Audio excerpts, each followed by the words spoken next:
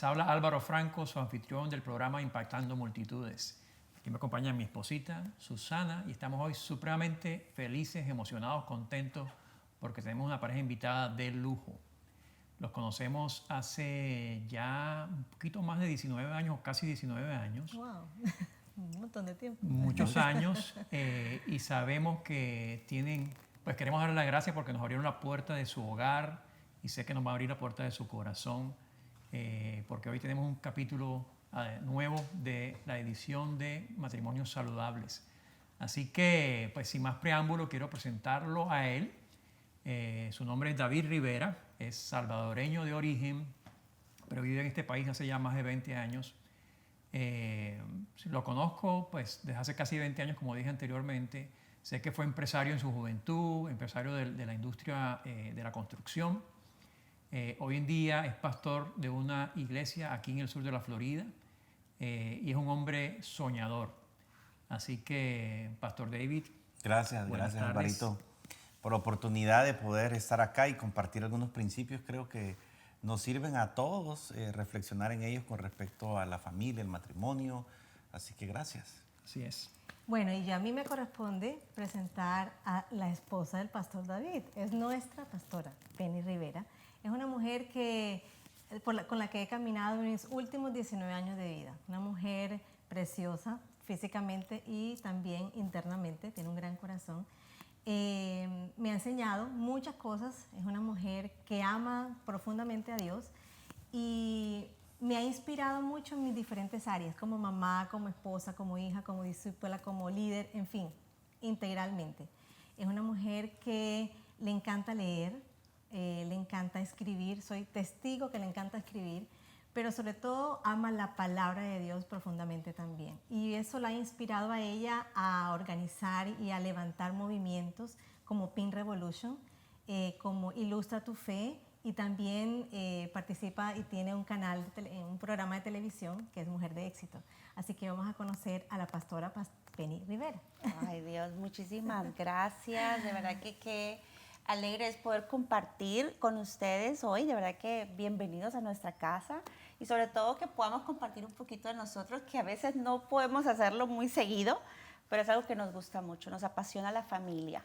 Es una de nuestras grandes pasiones y qué bueno poder compartir con ustedes hoy. Hemos caminado muchos años, pero tenemos mucho que platicar. No, y hoy es la primera vez que estamos haciendo una entrevista en nuestra casa, sí. Ah, sí. Wow, así que qué bueno. Esta es la primicia. Bienvenida, oficialmente.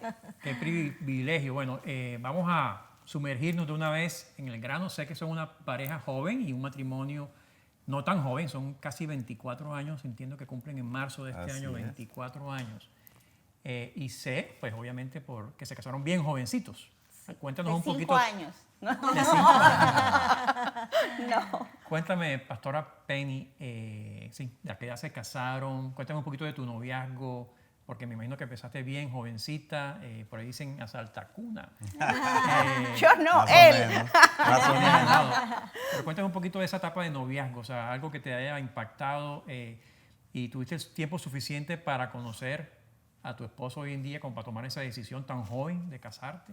Ay, Dios mío. Bueno, primero, muchísimas gracias por darme el honor de comenzar primero para poder contar la verdadera historia. No mi historia, la verdadera historia. Porque siempre cuentan la historia con un poquito de cambios que no realmente sucedieron así.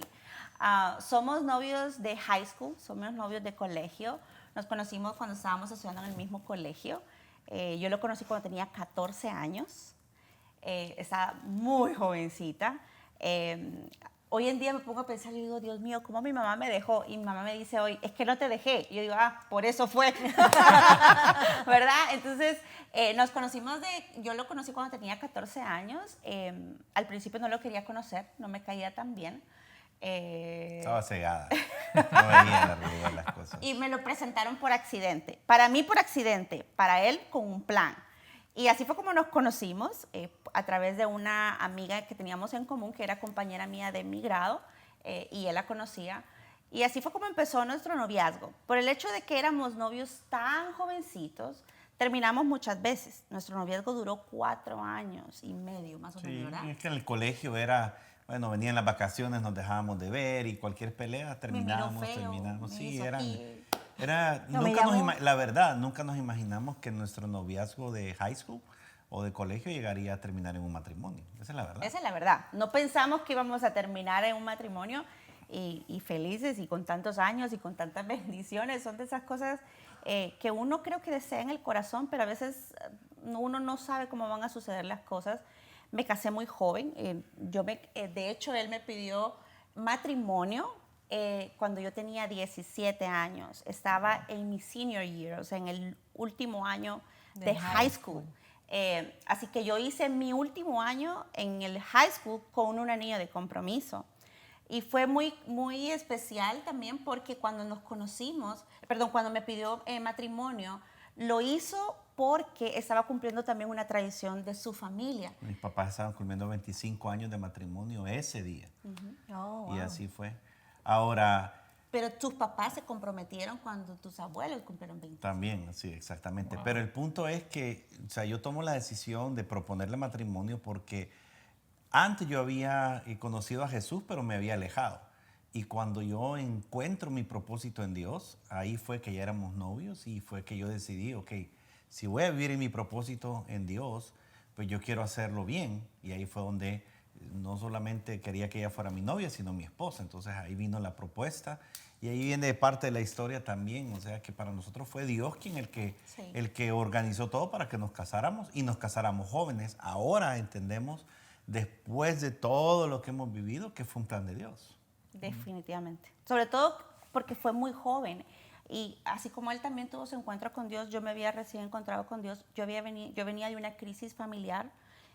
Me refiero a crisis familiar, mi mamá, mi papá, mi mamá estaba casada con mi padrastro y hubo una crisis en casa que generó que toda la familia estuviera en problemas y esa crisis familiar es la que me lleva a acercarme a Dios. Entonces creo que nos encontramos con Dios de manera individual, pero al mismo tiempo eso nos llevó como a encontrarnos y a tomar decisiones.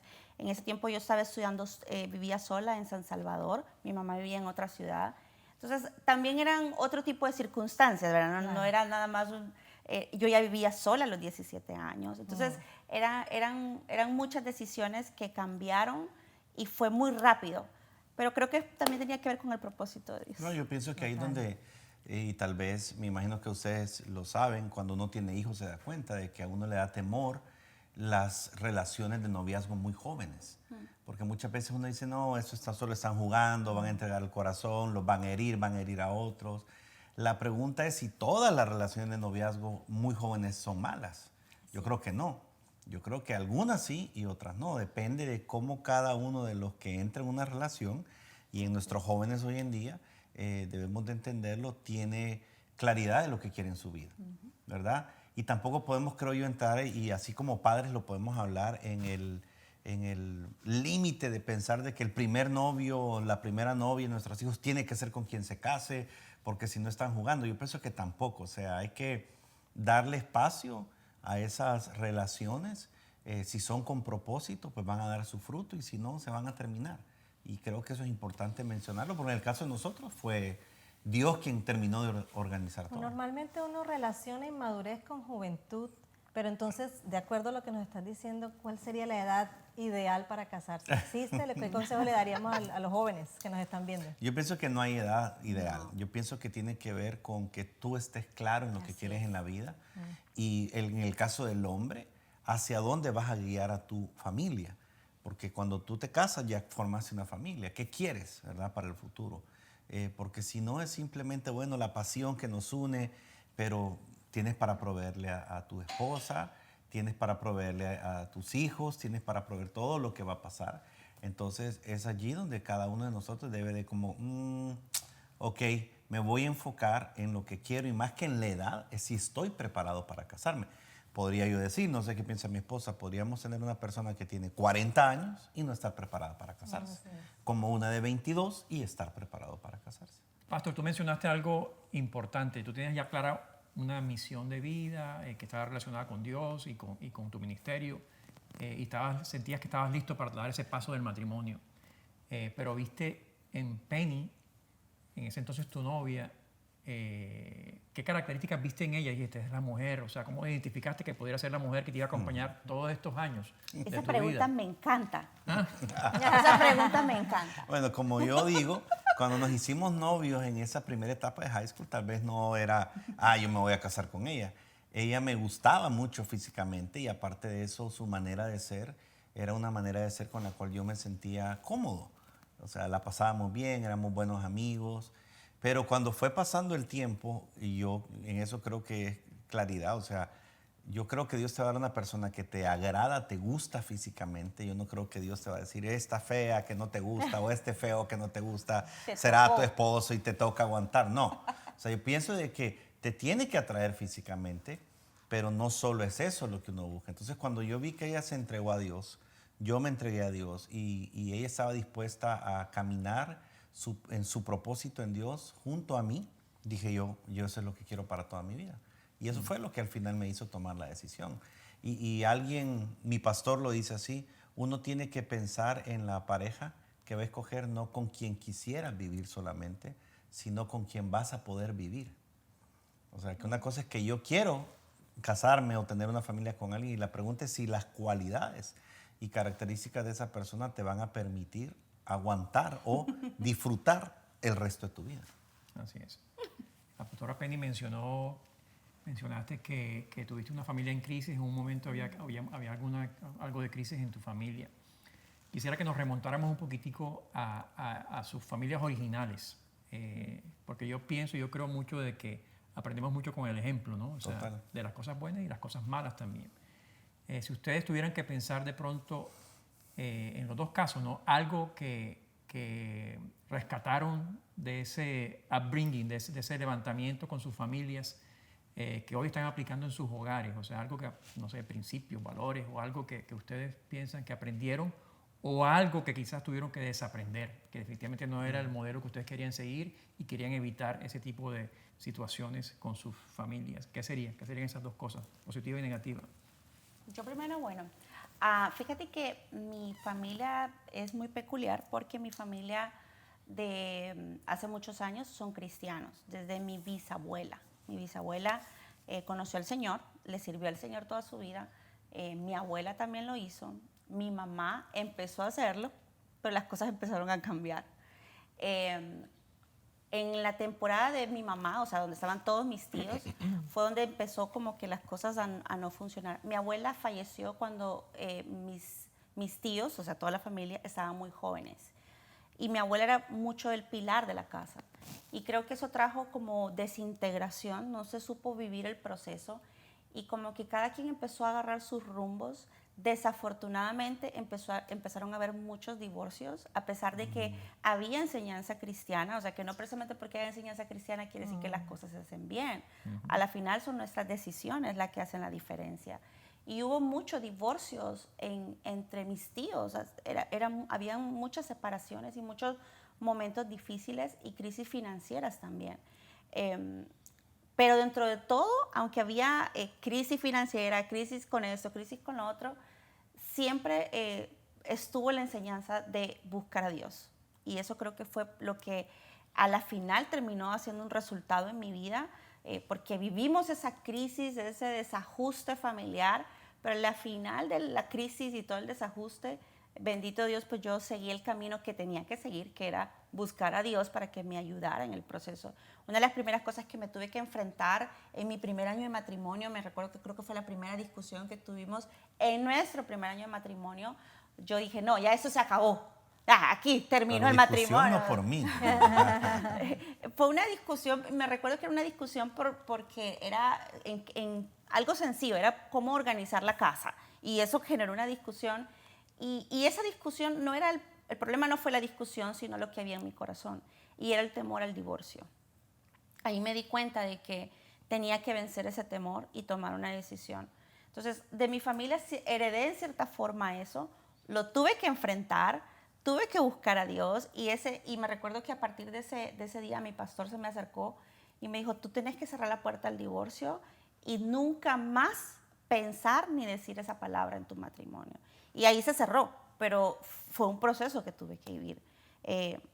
Fue una crisis, pero a la final creo que se cumple lo que la palabra de Dios dice. Su palabra permanece. Aunque a veces nosotros tomamos malas decisiones, la palabra permanece. Algunos de mis tíos tomaron malas decisiones, pero yo ahora estoy disfrutando de una familia que comenzó desde mi bisabuela, porque mi bisabuela sí sembró palabra en nosotros. La promesa Entonces, continúa. las promesas se cumplen, ¿verdad?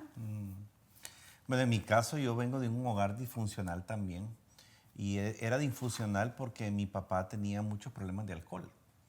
Y mi mamá tenía muchos problemas de ira. O sea, entonces esa combinación de un padre alcohólico y una mamá enojada que se peleaban todo el tiempo, nos hizo crecer con mi hermano, aunque ellos trataban de taparlo y de que nosotros no viviéramos la crisis de sus problemas. Igual tuvimos que vivir algunos de los episodios de pelea de ellos, al punto en que después yo me di cuenta que estuvieron varias veces por divorciarse. Mi mamá tiene un encuentro con Jesús y ella empieza a orar y oró por muchos años por una restauración familiar. Mi papá seguía con su rollo y mi mamá seguía con su fe.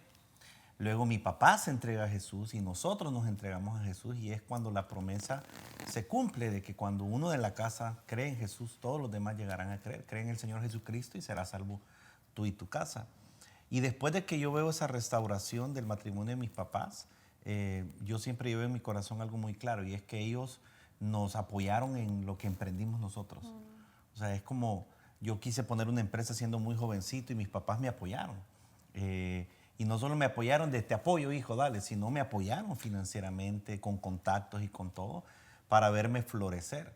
Entonces, para mí, la restauración de mi hogar y ver la fe en ellos era una fe que se tradujo a mí en apoyo. Y eso lo he aprendido para mis hijos hoy. O sea, en lo que ellos emprenden, más que decir, no, no se puede, bueno, busquemos la forma. Y ese es mi deseo, que ellos puedan tener en mí una plataforma de poder lograr más y creer por más, porque con la fe tú tienes una plataforma muy grande para avanzar. Así es. Excelente. Vamos a brincar un poquito, ya, o sea, son casi 24 años como dijimos antes. Conozco muy bien que como familia tienen una misión, y es, de pronto en otras palabras, guiar a las personas a alcanzar una vida en el cielo, una vida eterna, mejor en la tierra y una mejor vida en la tierra. Así es. Con la premisa esa, que quieren que las personas tengan una mejor vida en la tierra, ¿cuáles serían, hablemos de dos cada uno, para cerrar esta primera parte de la entrevista? Esos dos consejos que ustedes le darían quizás a la audiencia, a los matrimonios que están pensando casarse o que ya están casados, esas dos cosas claves en su matrimonio que los va a ayudar a ellos a tener un mejor matrimonio aquí en la tierra. ¿Qué sería para ti? Claro, que comience la señora. Me dejaste a mí para comenzar. Creo que definitivamente las familias necesitan poner a Dios en primer lugar. Creo que es una de las primeras cosas. No tenemos todas las respuestas, no tenemos todas las soluciones a los problemas. Por más bien que hagamos las cosas, van a venir los problemas, van a venir las situaciones difíciles, van a venir las pérdidas, van a venir las crisis. Y si tú tienes a Dios ahí, creo que es clave. Entonces, lo primero que te recomiendo como familia, como matrimonio, es asegúrate de que tengas una relación con Dios, que sea algo abierto, donde hay una comunicación, donde tú puedas aprender de Dios, y si necesitas y estás en crisis y necesitas ayuda, puedas acudir a Dios. Creo que esa sería la primera. Y la segunda la haría un poquito más práctica, y es disfruta cada temporada de tu vida. A veces nos enfocamos tanto en lograr, en hacer, en avanzar, y viene el estrés, la crisis, y siempre estamos viendo qué más, y dejamos de disfrutar los momentos que solamente pasan y un momento y se acabó. Y eso creo que ha sido una de las cosas que hemos practicado nosotros, y es disfrutar cada momento de nuestras vidas. Disfrutamos a nuestros hijos en la etapa de niños, de niños más grandes, ahora ya están jóvenes, y estamos disfrutando esta etapa porque sabemos que luego viene otra etapa y se va a acabar. Entonces, creo que es un consejo que me gusta siempre compartir. Disfruta cada momento y cada etapa, porque solo se vive una vez. Muy bien. Yo mencionaría la adaptabilidad. Creo que uno tiene que tener la capacidad de adaptarse, y va de la mano con lo que dice mi esposa. Adaptarte al momento que estás viviendo, no ser rígido, no ser cerrado, y no esperar que todo salga perfecto, porque no va a salir.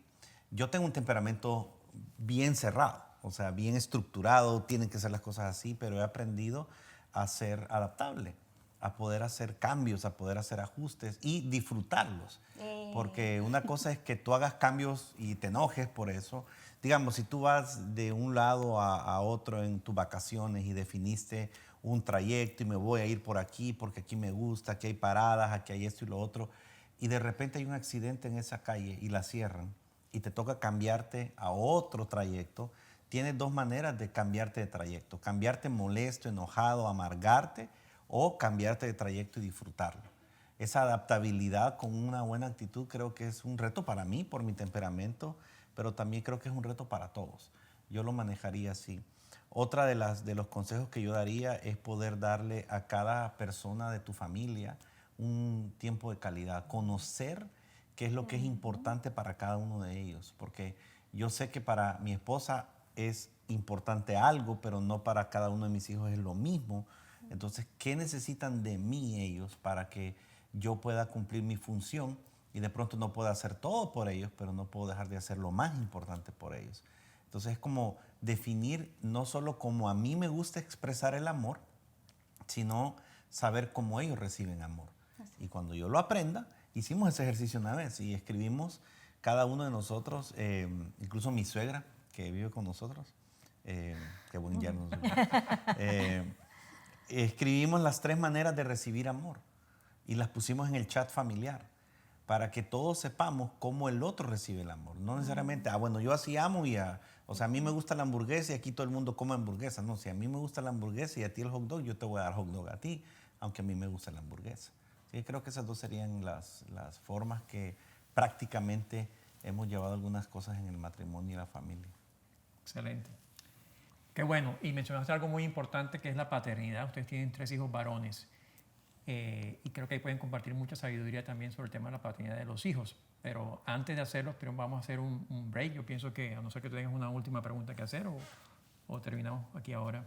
Tengo más preguntas. Sí, no hay muchas En más el preguntas. próximo segmento. Definitivamente, yo sabía que el tiempo iba a ser corto porque ustedes tienen mucho que compartir y mucho que dar. Pero vamos a volver, vamos a dejar aquí por hoy. Así que muchas gracias por acompañarnos. A ustedes quiero decirles que si tienen alguna pregunta para su matrimonio, si pueden escribirnos a mi email que va a estar aquí abajo, alvaro@impactandomultitudes.com o a susi@impactandomultitudes.com. Mándenos sus preguntas para que a los próximos invitados podamos también preguntarles lo que ustedes quieren saber. Así que nos vemos en un próximo capítulo. Bye.